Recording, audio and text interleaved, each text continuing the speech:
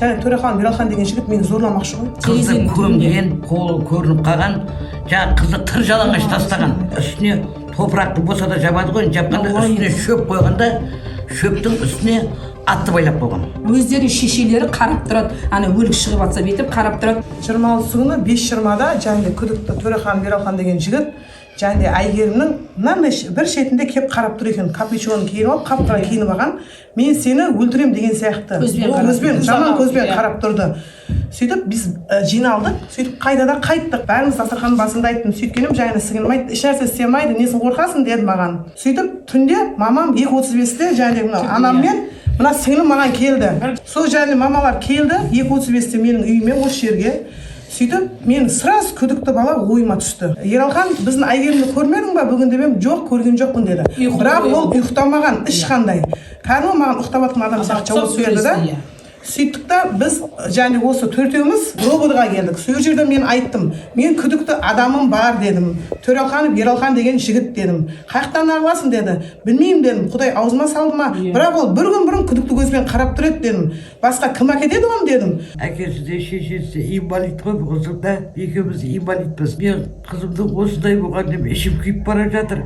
Мысалы көше жүріп қалған қыз емес. Бір боянып жұрттың қызы ұқсап қылтың сылтыңы да жоқ. Азаннан кешке дейін менің қасымда болатын тұғын. Мама ертең дәу көкпар болатын еді, соған мен табар әкелейін деді. Жарайды деп екеуміз мәгезінде табар жаздық.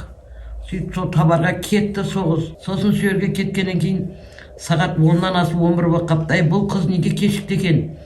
Балдарым қаяқтасыңдар? Мына қыз әлі кешігіп жатыр деп едім, балдарым мама, Құдай сақтасын, қызыңыз жас емес қой, кеп қалатын шығар деді. Сосын қой бұл уақытқа дейін адам жүре бермейді ғой деп осы кішкентай балам келіп, осы қыздарының үйіне келдім. Сөйтіп қыздарыма жүріңдер, қызым әлі жоқ дедім. Сөйтіп полицияға барып, мына ДТП-ма бір бәле болып түсіп, жаңағы біздің қыз келген жоқ па деп еді. Олар компьютердан іздеп еді, апай жоқ, ондай қыз келмеген деді. Сосын роботға бардым. Қызым өстеп магазинге кетіп еді, әлі келмей жатыр дедім. Сосын милиция маған апа деді, онда деді ары жазыңыз деді. Сөйтіп ары жазып болып, бірақ менің дедім бір күдіктенетін адам бар, бірақ деп едім, онда қазір барамыз деді. Сөйтіп сол баланың үйіне біз келдік. Бүгін Әйгерімді көрдің ба деп біз көрген жоқпыз деді. Сөйтіп біз 12 күн бойы бұл қызды күттік. Жаңағы милиция әкімшіліктен де адам сұрадық. Сол кісі келгеннен кейін негізі қатты қимылдады ғой милициялар, Жезтай милициялары. Оған дейін департаменттен келмей бұлар бүйтіп қатты қимылдаған жоқ. Жаңағы департаменттен келген Ерлан деген бала, мына қызыма бізге бір жерден сыбыс шығып жатыр, қазір тоқтаңдар, құда қалса табылып қалады деді. Мына Ераханның үйін, мына қызым барса, уже милиция көшенің бәрін жауып тастаған. Үйінің артында, өзінің осы деу тамының артында жанына қызды көмгенде, сөйтіп мына бір қолы бүйтіп шығып қалған, қолында жүзігі болатындығын. Мына жүзігі еді осы. Осы жүзігі қолы көрініп қалған, жаңағы қызды тыр жалаңаш тастаған. Үстінде киім ештеңе жоқ. Тыр жалаңаш тастаған, сөйткенде үстіне топырақты болса да жабады ғой, жапқанда үстіне шөп қойғанда, шөптің үстіне атты байлап қойған. Ералхан күдікті жігіттің інісі бар, Ахан деген жігіт. Сол жерде ол екі түрлі сөйледі. Мен қасында отырдым тергеген кезде де. 6:30-да деді, мен Ералханды үйге тамаққа шақырдым деді. Бірінші күні да, екінші күні айтты, 8:30-да тамаққа шақырдым деді. Сосын эфир ойнаттық деді. Одан кейін екеуміз шығып кеттік деді. Сонымен күніге іздестіру басталды. Жаңағы Ералханның үйінің крышасына дейін іздеттік. Тура тамның жанына қарай жүрмегенбіз ғой.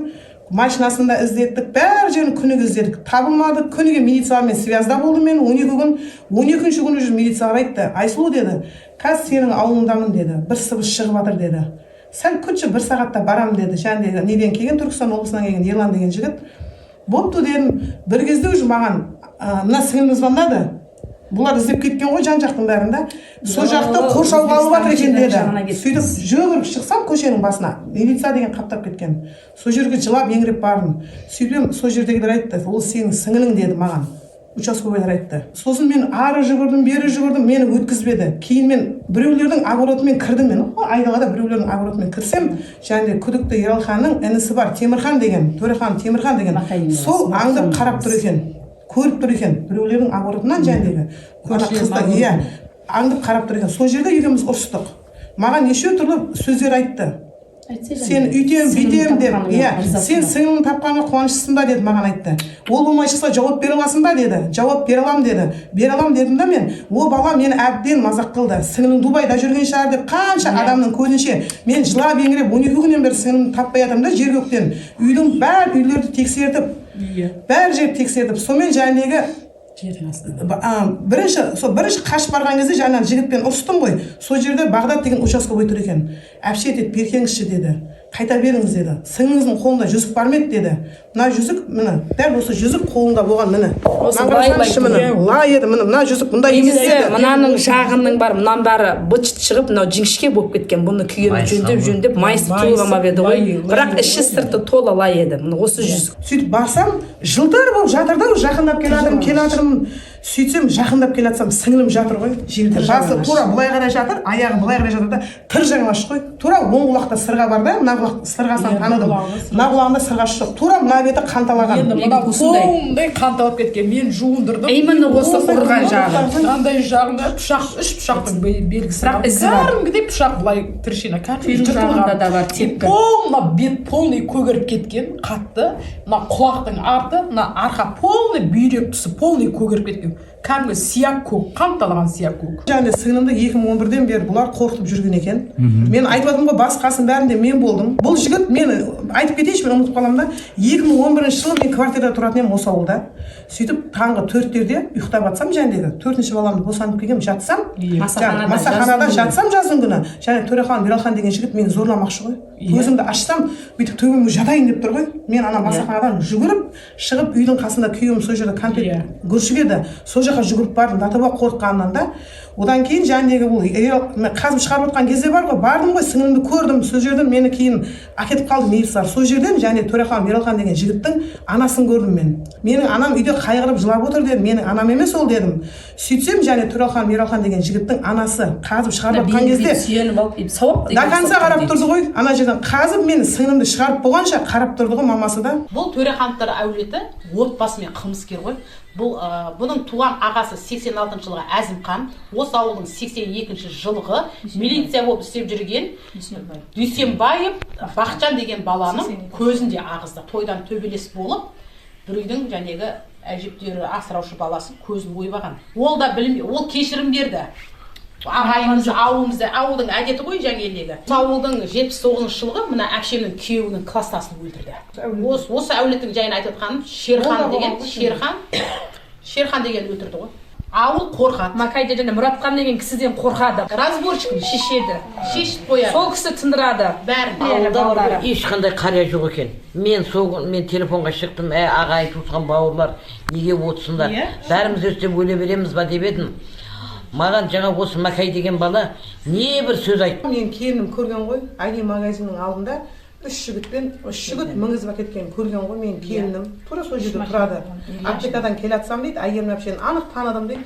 Бойы ұзын 2 бала деді. Кейін біз оны апарып рободаға сөйткенде дәл осы жігіт деді ғой. Суретін көрсетті де, дәл осы жігіт көргенім осы әкетті деді ғой. Айгерім әпшені мінгізіп әкетті деді. Машинаға. Ұзақ уақыт бойы сіздерден ақша алып жүргенін бұрын білдіңіздер ме? Ана Айгеріммен ақша алып жүргенін? Білген жоқпыз ғой. Және басқасын бәрінде мен болдым ғой. Телефоннан шықты ғой барлық нәрсе. Ақша аударғаны шықты ма? Чорныйға шығып қояды екен да, Айгерім сөйтіп басқа номер алады екен да. Сөйтіп оған звондайды екен, ақшамды қайтаршы мені. Бүгін үйіңе барамын, папаң мамаңа айтам дейді екен. Сөйтсе Чорныйға тықпай береді екен ғой. Ол номер күн ауыстырады. Қанша ақша аударғаны белгісіз бе енді? Енді көп қой енді бұл. Неше әркіммен аударған ғой, білмейміз, әркіммен аудара берген ғой. Соның бәрін біз жәндегі роботада бәрін білдік қой. Бұған аударып отқанын. Мен Данияр деген тағам бар. Сонымен де 18-ымнан 25-ымнан 3 рет аударған екен. Ол тағамның өзі айтты. Сөйтіп 3 рет аударғанын мен білем деді да. Бізге айтпайды ол, кіммен аударып атқанында. Әркім басқа адамдармен аударуы мүмкін да оны. Сөйтіп 754-те Айгерімнің телефоны өшкен, жәндегі моргқа мен бардым ғой. Сөйтіп моргқа кірген, бірінші милициялар нелер кірді моргқа, сөйтіп айтты. Сіңліңіздің іш жерінде удар жоқ деді маған. Бірақ мына жақ қанталаған деді. Мен анық білем сол жерде. Кейін тергеушілер келді, және кесетін адамдар келді да, сіз точно сіңліңізді танисыз ба деді, кірсеңіз деді. Мен танимын дедім. Сөйткенде мені кіргізді. 2 әпкем бар, қолды жетектеп кіргізді мені. Сөйтіп кірсем, сіңлім жатыр. Тырдай, денесінің бәрі лай, мына бастан ішінің бәрі лай. Мына ауыз ашылып қалған, мына мұрнынан қан ағып тұр, тура осы жағынан. сіңілім тырдай болып жатыр ғой, бәр жері топырақ, көрсеңіз шошып кетесің. Бүкіл жері топырақ. Апарғанда топыраққа лақтыра салған ғой. Тура осы 10 қол қалып кеткен ғой, қазбы шығып жатқанда да. Маған айтты. Сіңіліңіз және қазбы шығып жатқанда бірінші 10 қол шықты деді. Апарғанда бұл лақтыра салған. Мына қолда пышақтың ізі бар ғой. Үш мен анық өз көзімен шомылдырған мен. Экспертиза енді ана өтірік мен қылғындырдым деген бойынша экспертизадан солай шығып отыр ғой. Тергеушіге звондасақ, Жауап тергеу жүріп жатыр, бәрі болып жатыр, ешқандай бізге ашып айтпайды ештеңе. Қашан тергеу бітеді дейді, айта ма айтты? Бітеді деді. Осылай бітеді деді. Сондай жағыңа осылай бітеді тергеу деп айтады дейді. Бір мына тергеуші бар емес, вообще жауап беру қиын. Біз мамам екеуміз бардық қой. Экспедицияның түнде бардық қой. Айналып келіп мен және как раз сол күні бауырым ауырып қалды, әпшем. Мынаны баста мынау экспедиция осы танысады деп осын жазбағым ғой. Сөйтіп, бұл ауырып қалды ғой десем сөзге түсінбейді анау.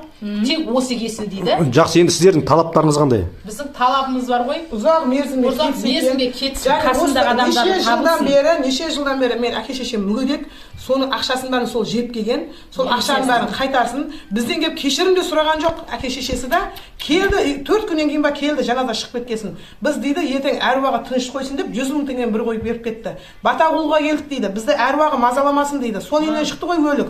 Тура тамы жанынан шықты. Тамы болса, жанынан шығарды ғой. Мен Бердалиева Мейрамкүл, Айгерімнің анасымын. Қасым-Жомарт Тоқаевқа мен үндеу жариялаймын. Мен жариялайтын себебім, менің қызымды қасақана өлтіріп отыр. Менің қызымды Төреханов Ералхан деген бала өлтірген себебі, менің қызымды қорлаған, зорлаған, ұрған, қолдарына бүйтіп пышақпенен із салған, оң жақтағы жағынан ұрған. Қылқындырғанда әрі мына құлақ жағынан ұрған. Денесінің бәрі көгеріп кеткен, мына мал өлгендей қып тілін тістеп қалған. Мұрнынан, аузынан қан ағып жатыр. Ол менің қызымды үйінің артына көміп, үстіне шөп қойып, оның үстіне атты қойып қойған. Бұлар 3 адам болып істеген, бір өзі ғана жаңағы группабай кетпейік деп отыр. Мен сол қасындағы екеуін қалай да болсын таптыруым керек. Маған солар керек негізі. Менің арманым сол. Күйеуім 2-ші группа мүгедек, мен 3-ші группа мүгедек. Бұл 25 жылдан бері екеуміз осы қызымыз біз жаңа пенсиямызды әкеп береді. Сол пенсия неге азайып кетеді десем, сол кішкене ғана магазиніміз бар еді. Сол ішінде товар азая береді. Сөйтсек, Ералхан деген келіп, жаңағы қарызға алып кетеді екен. Анда-санда бір 1000 теңге беріп қояды екен де, барлық ақшаны сол алып отырады екен.